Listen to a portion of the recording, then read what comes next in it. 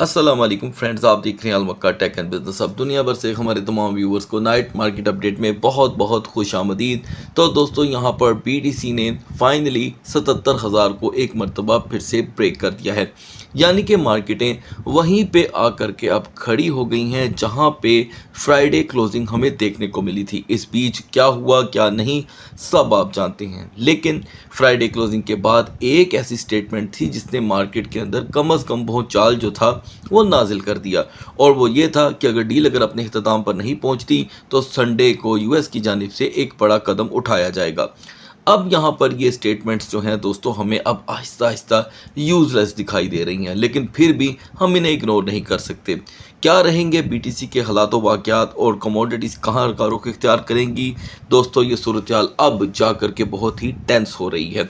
इसलिए कि नए हफ्ते का आगाज़ होने जा रहा है, ठीक है जी। और इस नए हफ्ते में एक चीज़ हमने दरमियान में देखनी है और वो ये है दोस्तों कि ये मई का आखिरी कारोबारी हफ्ता होगा और जून का आगाज़ तकरीबन तमाम दुनिया में से आधे मुल्कों में बजट का आगाज़। अब जून की हिस्ट्री क्रिप्टो मार्केट के लिए कभी भी अच्छी नहीं रही, लेकिन अगर हम ये देखें कि जून के अंदर हमने ख़ास करके इस साल 2026 में वॉर के भी होते हुए हमने BTC को बेस्ट परफॉर्म करते हुए देखा, तो ऐसे लगता है कि जून भी अब कुछ अनोखा ही होने वाला है। पहले मैं दो खबरें आपके साथ शेयर करना चाहूँगा और फौरी तौर पे हम मार्केट की तरफ बढ़ेंगे। इन खबरों को लेकर आगे चलना बड़ा ही ज़रूरी है। मार्केटों को ओपन होने में दोस्तों तकरीबन 4 घंटे बाकी हैं। याद रहे ये मार्केटें अब, क्योंकि एक नया टाइम आ चुका हुआ है, 3:10 पे ये मार्केटें ओपन हो जाती हैं। यानी कि ये टाइम मैं आपको बता रहा हूँ एशियन कंट्रीज़ के मुताबिक। अदरवाइज़ आप दुनिया के जिस मर्जी मुल्क में रहते हों आप इसको इसके साथ मैच कर लीजिएगा। अब ये एक बड़ी तब्दीली लेकर के आने वाला है। सबकी नज़रें कमोडिटीज़ पे हैं और यहाँ पर जो खाम तेल की कीमतें हैं उनके ऊपर। पहले तो मैं दोस्तों यहाँ पर एक नई स्टेटमेंट शेयर कर दूँ, कुछ ही देर पहले आई है। Trump signals Iran deal will take time. अब अंदाज़ा करें कि ये चीज़ें करती हैं आम बंदे को जंबल। मैं तो आपको यहाँ पर अल्लाह के फजल से इसको ट्रांसलेट करके बता ही देता हूँ कि मार्केटें जो हैं अब यहाँ पर थोड़ी प्रोलॉन्ग कर जाएंगी एनर्जी के क्राइसिस की डिस्ट्रप्शन के लिए, ये डिस्ट्रप्शन की वजह से, ठीक है जी। और अगर हम ट्रंप को यहाँ पर ये स्टेटमेंट कहता देख रहे हैं तो दूसरी तरफ एक और चीज़ भी देखी कि उनका एकदम से नरमी का रवैया। वैसे तो सारी दुनिया को तैयार करके अपने सिक्योरिटी सेक्शन से मिलके उन्होंने ये फैसला किया कि हम इतवार को जो है वो यहाँ पे कुछ ना कुछ बड़ा करेंगे, कोई चढ़ाई कर देंगे। अब एक बहुत ही मज़े की स्टेटमेंट आती है कि both sides must take their time and get it right, there can be no mistakes. यानी कि दोनों साइडों को कुछ ऐसा फैसला करने के लिए टाइम लेना चाहिए ताकि कोई गलती की गुंजाइश ना बाकी रहे।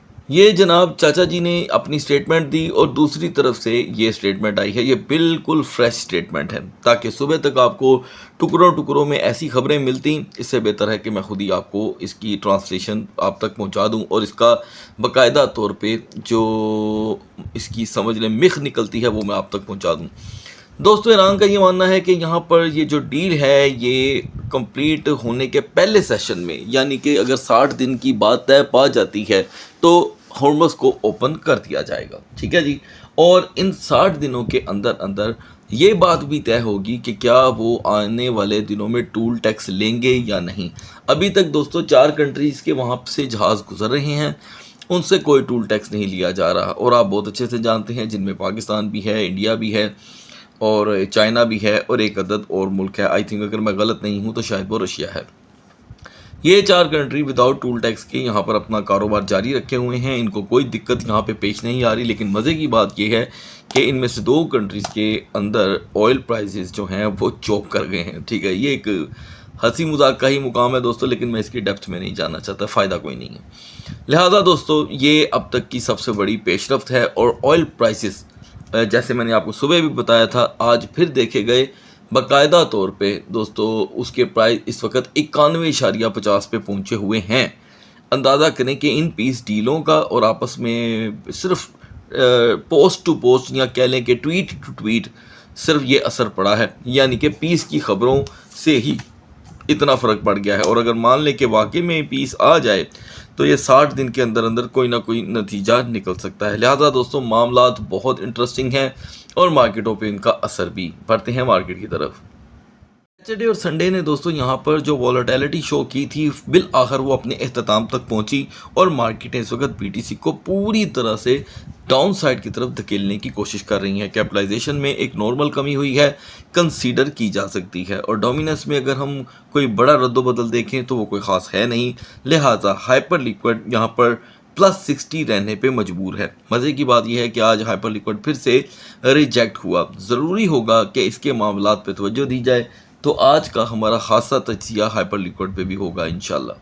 तो दोस्तों बीटीसी यहाँ पर पूरी तरह रिजेक्ट हो चुका है। आज के पूरे सेशन में बीटीसी 77,500 क्या 77,000 में भी एंटर नहीं हो सका, यानी कि 77,000, और सेम सूरत हाल यहाँ पे इथेरियम की है।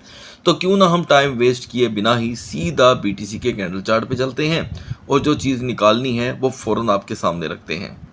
तो दोस्तों इस बीच हमने देखा कि जैसे ही आज सेकंड ट्रेडिंग सेशन स्टार्ट हुआ, हालांकि आज संडे था और ये एक बड़ा इंटरेस्टिंग सेशन होता है, तो मार्केटों ने एक लॉन्ग स्क्वीज पकड़ा जो तमाम कैंडल्स के ऊपर चार्ट के ऊपर देखने को मिलेगा, लेकिन फंडामेंटल्स के। ये स्टार्ट में मैं आपको इसलिए बता रहा हूँ कि हर टोकन के कैंडल चार्ट पे जा कर के ये चीज़ें बतानी ना पड़ें और हम वहाँ पे अपना टाइम जो है वो सेव करें। तो ये चीज़ आपको कहाँ दिखाई देगी मैं अभी बता देता हूँ। जस्ट 15 मिनट के कैंडल चार्ट पे जाइएगा, आपको पता चल जाएगा कि मार्केट ने आखिर किया क्या। लिहाजा हमने 76,175 से बाउंस लिया है और अभी मार्केट स्ट्रगल कर रही है। इसकी सेफ जोन अभी भी 77,500 टू 77,800 है। अब सवाल ये पैदा होता है कि मार्केटें अपने सेकंड ट्रेडिंग सेशन में एंटर होती हैं, ठीक है, फर्स्ट ट्रेडिंग सेशन में एंटर होती हैं। मैं यहाँ पे रिपीट कर रहा हूँ, जैसे कि आपको बताया कि 3:10। तो हम ये लेवल अगर अचीव नहीं कर पाते तो बराह रास्त प्रेशर आपको मैं बता दूं कि 75,000 पे पड़ने वाला है, क्योंकि ये जो यू टर्न था मार्केट का, ये देखें, ये यहाँ पर आकर के ख़त्म होता है। यहाँ पर हमारे पास एक सपोर्ट है, इसकी कोई वैल्यू नहीं है, इसलिए कि इस सपोर्ट ने जहाँ पर भी अपना शेडो लीक कर दिया, कोई डाउन साइड पे अपनी विक बना दी, तो सूरत हाल गंभीर हो सकती है। दोनों सूरतों में दोस्तों बीटीसी एक नया और रैंडम बिहेवियर लेकर के आएगा। उसकी एक और वजह है कि एक बहुत बड़ी कंट्री यानी कि पाकिस्तान, इंडिया, एशियन कंट्रीज़ और मुस्लिम कंट्रीज़ तमाम, वो अब बड़ी ईद की तैयारी में हैं, कुर्बानी की तरफ लग रहे हैं, तो ट्रेडिंग वॉल्यूम यहाँ पर लो रह सकता है। पहले कभी ऐसी चीज़ें सामने नहीं आया करती थी, लेकिन अब ये चीज़ें क्योंकि फैली हैं तो वॉल्यूम का फ़र्क पड़ता है, जिससे मार्केटें अचानक डाउनफॉल का शिकार हो जाती हैं। इथीरियम तो दोस्तों बिल्कुल ही यहाँ पे कोई परफॉर्मेंस नहीं दे सका, इसलिए कि सुबह हमारी जब डिस्कशन हो रही थी तो हम 2118 पे थे। ज़्यादा से ज़्यादा इथीरियम ने 2131 तक की रेजिस्टेंस अपनाई, जो एक बिल्कुल नाकाफ़ी रेजिस्टेंस है। वही हुआ जिसका डर था दोस्तों कि इथीरियम ने अपनी रिजेक्शन ली और हमने 2105 से भी नीचे का लो देखा, जिसके बाद आपको बताया गया था कि सो ऑफन सपोर्ट 2080 की है। तो यहाँ पर इथेरियम 2078 से बाउंस लेके दोबारा 2100 में एंटर हुआ है, सिर्फ इस सपोर्ट की बेस पे। तो यही सपोर्ट दोस्तों काबिल के एहतराम के या यकीन के काबिल ही नहीं है। ओवरस्टे ऑन 2100 हमें पुश करेगा 2070 की तरफ और मे बी 2050। आपको याद होना चाहिए कि इथेरियम ने क्या लो शो किया था। और सेफ जोन हमारे लिए अभी भी दोस्तों बहुत ही स्ट्रगलिंग है। 2135 से 2145 के दरमियान रेजिस्टेंस इथेरियम में कोई बदलाव लेके आ सकती है। तो बढ़ते हैं दोस्तों आल्ट कॉइन की तरफ। सैटरडे के दिन मार्केट ने दोस्तों प्रॉपरली यू टर्न लिया, जो हम सिंपली कहें तो वो एक शॉर्ट स्क्वीज़ और लॉन्ग स्क्वीज़ का मामला था, और अभी भी मार्केट ने बड़े मॉडर्न वे में यहाँ पर लॉन्ग स्क्वीज़ लिया है। इस दरमियान हमने देखा दोस्तों कि BNB एक मरतबा फिर से 663 से रिजेक्ट होकर 662 से बाउंस लेकर ऊपर आया है। तो जैसे कि मैंने आपको बताया कि BNB का वॉल्यूम हाई तो है, नो डाउट, लेकिन इसमें वॉलेटिलिटी आम दिनों से कई गुना ज़्यादा है। एक सपोर्ट हमें अब बनती हुई दिखाई दे रही है 652 पे, ठीक है, और एक इसकी ओल्ड सपोर्ट है 640 की। इन दोनों के बीच दोस्तों एक गैप है, इसे फर्स्ट और सेकंड सपोर्ट कंसीडर किया जा सकता है। अपर लेवल के लिए 660। याद रहे, नया दिन हमेशा और नया हफ्ता हमेशा एक नया ट्रेंड लेके आते हैं। आज की इस हलचल ने XRP को फिर से 1.33 की तरफ दोस्तों धकेला और आपके सामने 1.35 इस वक्त खड़ा है। अब सोचने की बात यह है कि क्यों आखिर 2 से 4 सेंट की यहाँ पे इसके अंदर मूवमेंट रह गई है। उसकी वजह यह है कि लैक ऑफ इंटरेस्ट, मतलब कि ये बात नहीं है कि एतबार की कमी है, नहीं, कमी दोस्तों अब इस चीज़ की है कि समझ से बाहर हो गया है काम, क्योंकि XRP day by Day Saints में अपनी वैल्यू खो रहा है। अभी भी मैं समझता हूँ कि 1.32 ही इसकी सपोर्ट है और रेजिस्टेंस जो है वो 1.36 थोड़ी हार्ड रहेगी। सोलाना का दोस्तों यहाँ पे जो रिजेक्शन का मामला है वो तेज़ी से जारी है। आज फिर एक मरतबा सोलाना ने 87.03 तक की रेजिस्टेंस अपनाई और रिजेक्शन 84.49 का, रिकवरी 85.86 की। इस दरमियान कुछ नोट करने वाली चीज़ है और वो ये है कि पहली सपोर्ट 85.10 थी जो नॉर्मली ट्रिगर हो गई, हाई रहा 85.86 का।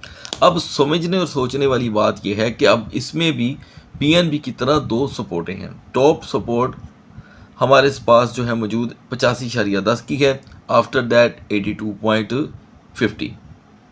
ऑडियंस डिमांड टोकन यहाँ पर हाइपर लिक्विड से आगाज़ करना चाहूँगा मैं दोस्तों, और आज हमने 4 टोकन यहाँ पर ऐड किए हैं। अगर आप भी चाहते हैं कि आपके बतलाए गए टोकन को एनालिसिस में ऐड किया जाए तो आप कमेंट सेक्शन में लिख सकते हैं। पहला है दोस्तों हाइपर लिक्विड, दूसरा है रेंडर, और अगले दो यहाँ पर आगे चलकर डिस्कस करेंगे।